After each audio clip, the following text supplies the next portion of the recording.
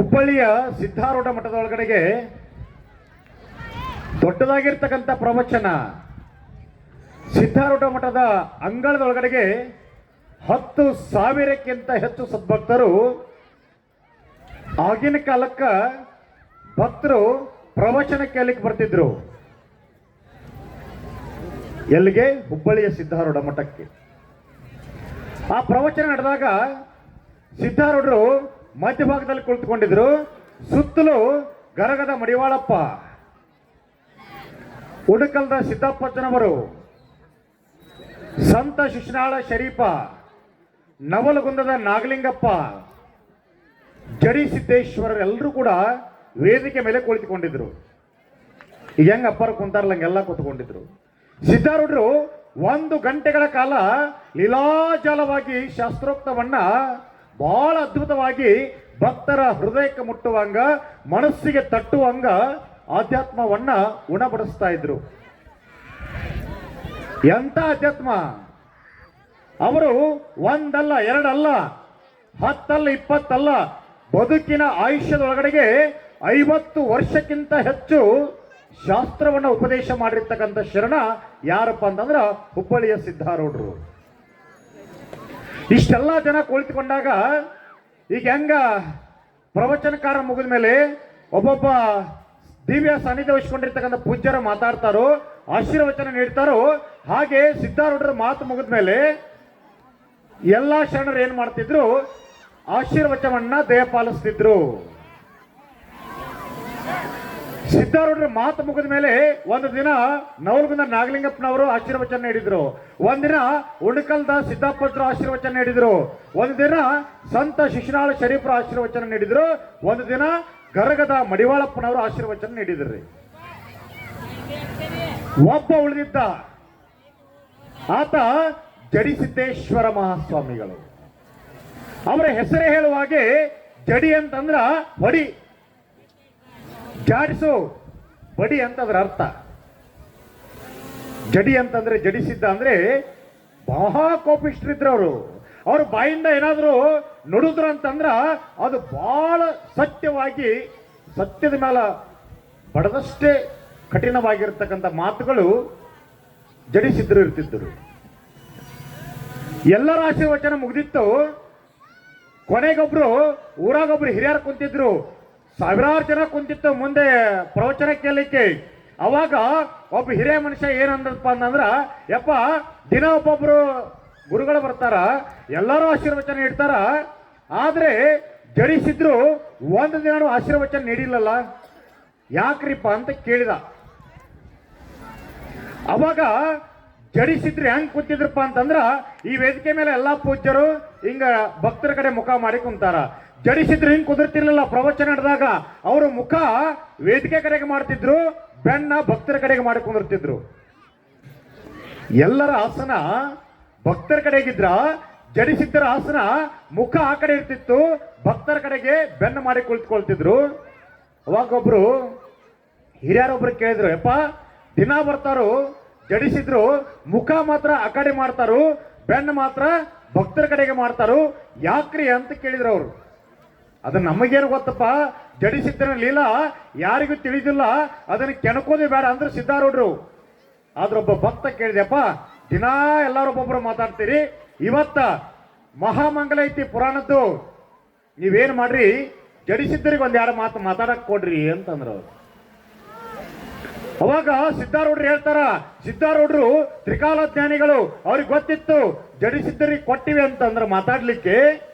ಏನಾದ್ರೂ ಅಪ್ಪಿತಪ್ಪಿ ಮಾತಾಡಿಗಿದ್ದಾರೆ, ಬೇಡಪ್ಪ ಬೇಡ ಬಿಡ್ರು ಅಂತಂದ್ರ ಅವರು. ಹಿರಿಯರು ಕೇಳಿಲ್ಲ, ಇಲ್ರಿಪ್ಪ ಜಡಿಸಿದ್ರು ಮಾತಾಡ್ಲಿ ಅಂತಂದ್ರು. ಅವಾಗ ಸಿದ್ಧಾರೂಢರು ಕೇಳ್ರು, ಗುರುವರ್ಯ ಜಡಿಸಿದ್ರೆ 1-2 ಮಾತ ಆಶೀರ್ವಚನ ಹೇಳ್ತೀರಿ ಅಂತ ಕೇಳಿದ್ರು.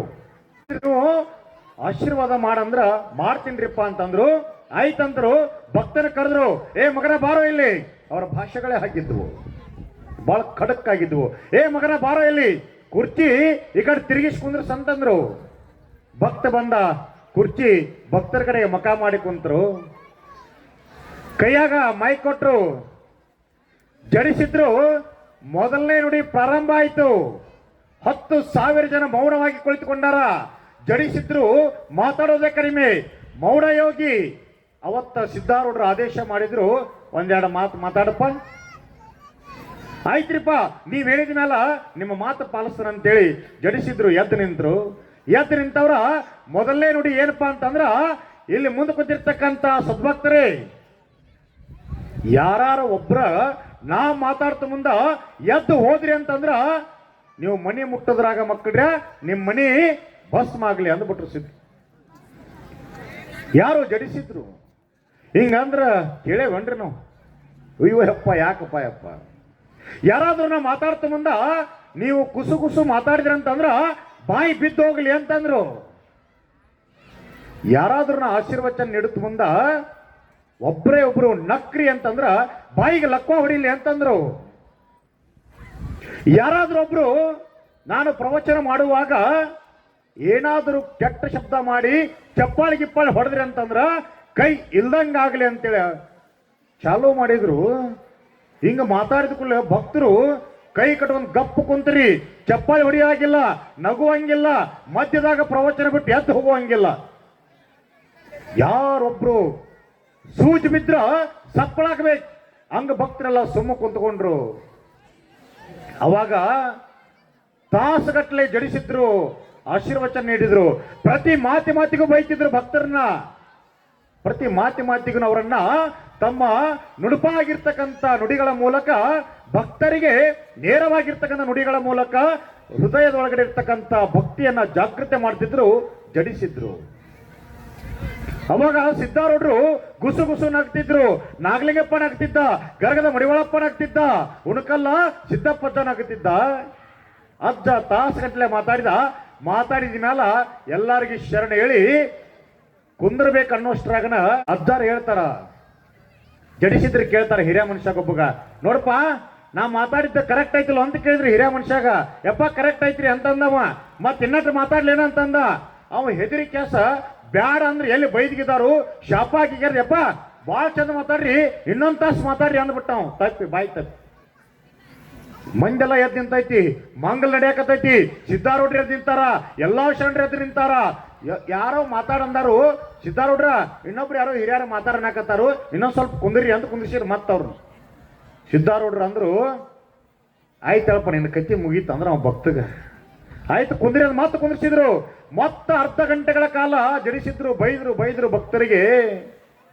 ಕೊನೆಯದಾಗಿ ಹೇಳಿದ್ರು, ನೋಡ್ರಿ ಭಕ್ತರ, ನೀವಿದ್ರ ನಾವು ಗುರು ಶಿಷ್ಯರ ಬಾಂಧವ್ಯ ಶ್ರೇಷ್ಠವಾಗಿರ್ತಕ್ಕಂಥದ್ದು ಭೂಮಿ ಮೇಲ.